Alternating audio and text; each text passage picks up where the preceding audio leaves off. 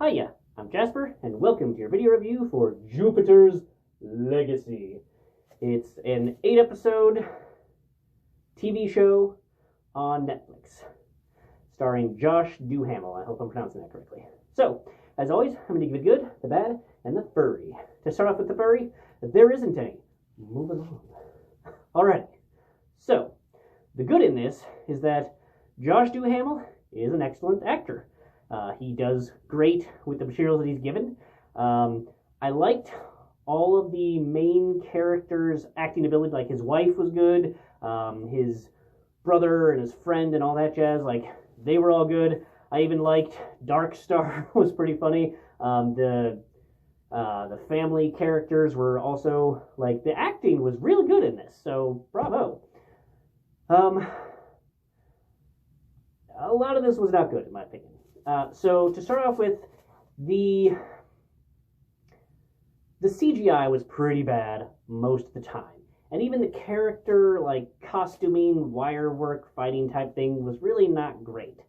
You can have realistic superhero events, like fighting, costuming, whatever else, on a TV show budget.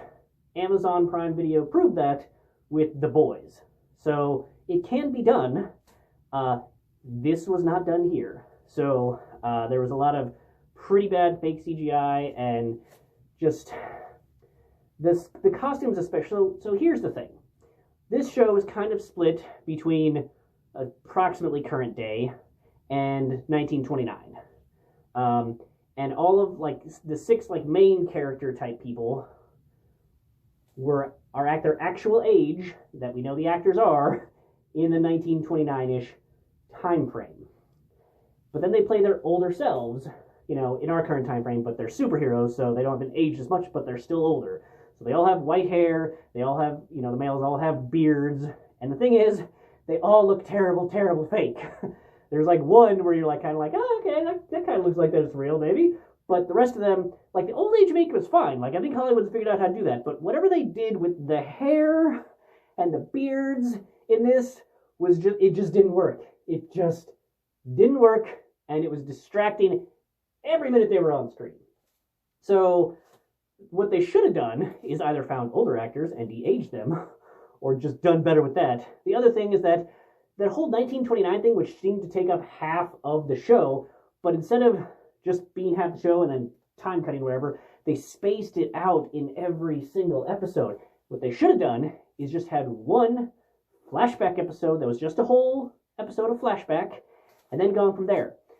Because the thing is that whole sequence in 1929 did not need to be throughout the show.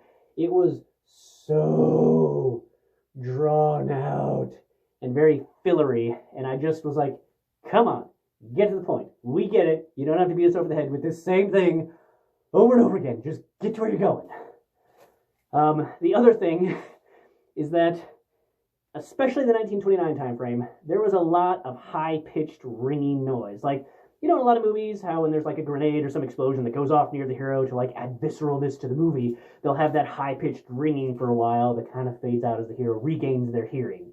Well, think that, but over a longer period of time that doesn't just fade out as much. Like, it's just a lot of that. So too much of that, in my opinion. Hard on my eardrums, didn't like it. And so, yeah. The other thing is that, like, I didn't super care about his family issues. Like, it might have been better if they'd actually finished the season. They ended after 8 episodes, and it was not a season finale. It was like a mid-season, like, dun dun dun! But no, they're like, dun dun dun, and season finale. Come back next week, or next year, when we actually solve literally any of the problems we brought up. We solved nothing. There was no catharsis. There was no accomplishing. There was no, like, oh, we've completed this thing, and now we're on there was no, oh, we gotta build, no. It was, they just cut off, they didn't solve anything. I don't like that ending because it wasn't one. Next year, maybe I'll watch the next season and tell you then. So look for my season 2 review, and if it's actually finishes the season, then maybe we can talk. But for right now, skip this show. On top of that, basically what I think would have made a better show is if we had just followed Jupiter's kids and the people that she met and he met, because their story was interesting. Like the Mohawk guy with the stick, his story was the most interesting. I want to see a whole show with just him and his shenanigans. That would be interesting. But Jupiter's legacy is just like, we get it. We get it. You can improve as a person, but you're all about the code. So people have to, like, we get it. You're not subtle with your messaging, and it's very tired. It's very tired, and the CGI wasn't great, and they didn't solve anything, and the makeup wasn't great for at least the hair part of it. So I would say to skip this show. Come back next year after I've seen season 2, and I'll tell you if you see that, and maybe we'll see differently. But for right now, skip this show because they will solve nothing, and it's overall not great.